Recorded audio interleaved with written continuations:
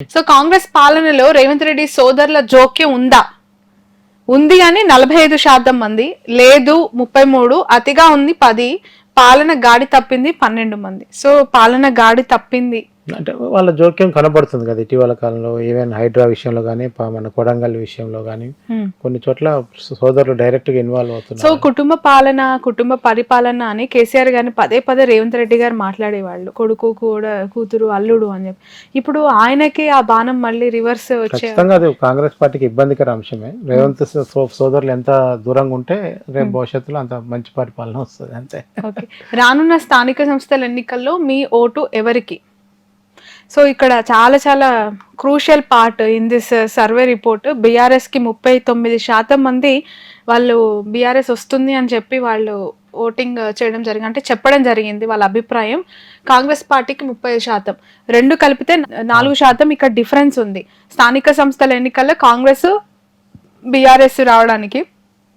But నిజంగా ఆ situation వస్తే కాంగ్రెస్ ఈ 4% గెయిన్ చేసుకునే అవకాశం లేదా? రైతు భరోసా స్టార్ట్ అయిపోయి పెన్షన్ల విషయంలో కానీ ఇందిరా మిన్ల విషయంలో కానీ డెసిషన్ తీసుకురనుకోండి, ఈ 3 అంశాలు డెసిషన్ తీసుకొని సర్పంచ్ ఎన్నికలకు పోతే ఈ ఫిగర్ రివర్స్ అవుతుంది ఆటోమేటిక్గా. కాంగ్రెస్ ఫస్ట్ ప్లేస్లోకి వస్తుంది, బీఆర్ఎస్ సెకండ్ ప్లేస్లోకి వస్తుంది. సో అలాంటి పరిస్థితి గ్రామాల్లో ఉంటుంది. అదర్వైజ్ బీఆర్ఎస్ నుంచి గెలిచిన వాళ్ళు కూడా కాంగ్రెస్లోకి వెళ్ళిపోతారు ఆటోమేటిక్గా, కూడా అది కూడా జరుగుతుంది. ఓకే. సో ఇక్కడ చాలా కీలక కామెంట్స్ కూడా మీరు పెట్టారు. రేవంత్ మాటకారే గాని పనిమంతుడి కాదు, ఇది ప్రజల అభిప్రాయం. అంతే, మన అభిప్రాయం కాదు. ఓకే. అదర్ దాన్ దిస్, మీరు ఓవరాల్ గా గ్రౌండ్ లో తిరిగి ప్రజల నుంచి అభిప్రాయ సేకరణ చాలా వరకు చేశారు. అండ్ ఇక్కడ మీరు ఒక మాజీ జర్నలిస్ట్ కూడా, you are senior journalist and you know very well of activities which are going to done by government and opposition also. అప్పటికి ఇప్పటికీ వ్యత్యాసాలు, ఆ గవర్నమెంట్కి ఈ గవర్నమెంట్కి ఇంప్లిమెంటేషన్ చూసిన తర్వాత గ్రౌండ్కి వెళ్ళినప్పుడు మీ పర్సనల్ ఎక్స్పీరియన్స్ ఫైనల్గా అంటే ఇప్పుడు ఒక మనసులోకి ఒక ఆలోచన వస్తే ఇంప్లిమెంట్ చేయడం కేసీఆర్కి ఈజీగా ఉండేది. రేవంత్ రెడ్డికి ఒక 5 పర్మిషన్ కావాలి, అంతకుమించి ఏం లేదు ఇక్కడ. సో కేసీఆర్ అనుకున్నదే శాసనమైంది, కేసీఆర్ అనుకున్నదే జీవో వచ్చింది. ఇవాళ రేవంత్ అనుకున్న జీవో వెంటనే రాదు. కొంచెం ఇక్కడ ఉన్న క్యాబినెట్కి చెప్పుకోవాలి. ఆ రోజు కేసీఆర్ రాసిచ్చిన పాయింట్లే క్యాబినెట్లో అందరు చదివాలి. ఇవాళ క్యాబినెట్లోకి అందరూ పాయింట్ రాసుకొస్తున్నారు. సో ఒక డెమోక్రసీ వైజ్గా చూస్తే కాంగ్రెస్ పరిపాలన అనేది మంచిది. భిన్న అభిప్రాయం ఉండటం తప్పు కాదు ఎప్పుడైనా సరే. మీకు నాకు ఒక అంశం మీద ఏకాభిప్రాయం రావాలని రూల్ ఏం లేదు. మీకు అభిప్రాయం ఉండొచ్చు, నాకు అభిప్రాయం ఉండొచ్చు, కానీ ఈ రెండింటిని గౌరవించే వ్యవస్థ కూడా ఉండాలి.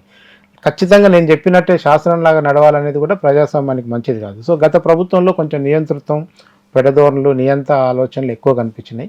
ఈసారి ప్రజాస్వామ్యం కూడా ఎక్కువ కనపడుతుంది. సో ఈ ప్రజాస్వామ్యాన్ని కూడా కొంచెం కంట్రోల్ చేసుకొని, ఎంత ప్రజాస్వామ్యం కాంగ్రెస్ పార్టీ అయినా మళ్ళీ రేవంత్దే నడుస్తుందన్న చర్చ కూడా లేకపోలేదు కదా. రేవంత్ కూడా కొన్నిసార్లు బ్లైండ్గా పోయి, ఇప్పుడు హైడ్రా మూసిని ముట్టుకోవటం అనేది నిజంగా ఏ క్యాబినెట్ అప్రూవ్ చేసినంత నేను అనుకోను. క్యాబినెట్ అప్రూవ్ ఖచ్చితంగా చేయదు. హైదరాబాద్ జిల్లా మంత్రి అయితే అసలు ఒప్పుకోడు ఈ టైంలో ఇలాంటి రిస్క్ డెసిషన్ తీసుకోవటం. కానీ రేవంత్కి ఒక విజన్ ఉంది.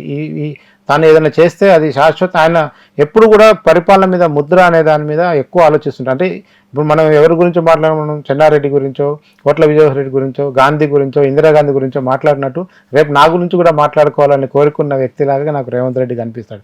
అందుకనే ఇవాళ హైదరాబాద్కు ఒక 400 ఏళ్ల చరిత్ర ఉన్న హైదరాబాద్లో మూసీ అనే కంపు గురించి చర్చ జరగడం అనేది నిజంగా విషాదం. అది అవసరం లేదు. అంత దాన్ని కనుక బాగు చేసి మనకు విదేశాల్లో ఉన్నట్టు కనుక అది కనుక చేయగలిగితే అది అద్భుతమైన హైదరాబాద్కి ఎక్కలేని హిస్టారికల్ ఇది తెచ్చిపెడుతుంది. సో అందుకనే రేవంత్ ఒక డెసిషన్ తీసుకున్నప్పుడు కూడా చాలా ఫర్మ్గా పోతున్నాడు. ఈరోజు రేవంత్ అవసరం హైకమాండ్కి ఉంది, హైకమాండ్కు రేవంత్ అవసరం ఉంది.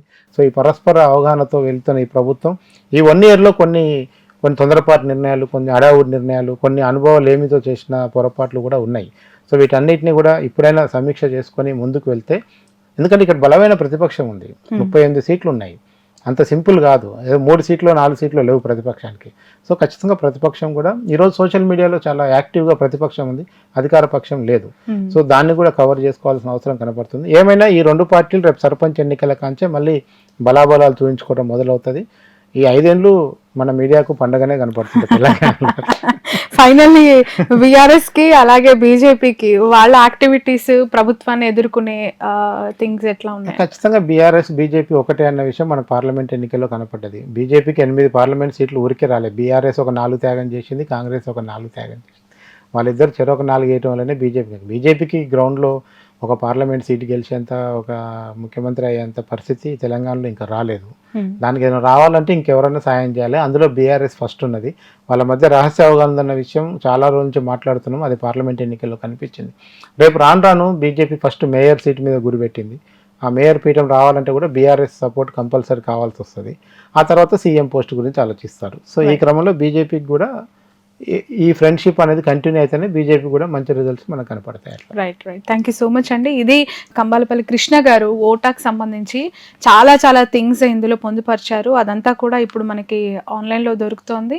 అండ్ చాలా సీనియర్ జర్నలిస్ట్, అతను సేకరించిన డేటా అంతా కూడా ఇందులో పొందుపరిచారు. చాలా వ్యాలిడ్ పాయింట్స్ కూడా ఉన్నాయి.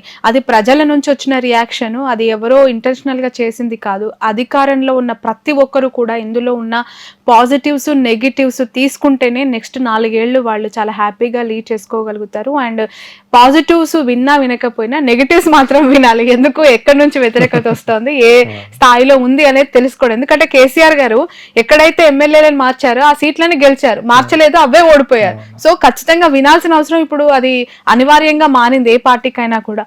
సో ఇది స్పెషల్ డిస్కషన్ రేవంత్ రెడ్డి గారి పరిపాలనకి సంబంధించి వాళ్ళ 1 year ప్రోగ్రెస్ కార్డ్ ఎలా ఉంది అంటే ఈ విధంగా ఉంది. So that's all for now.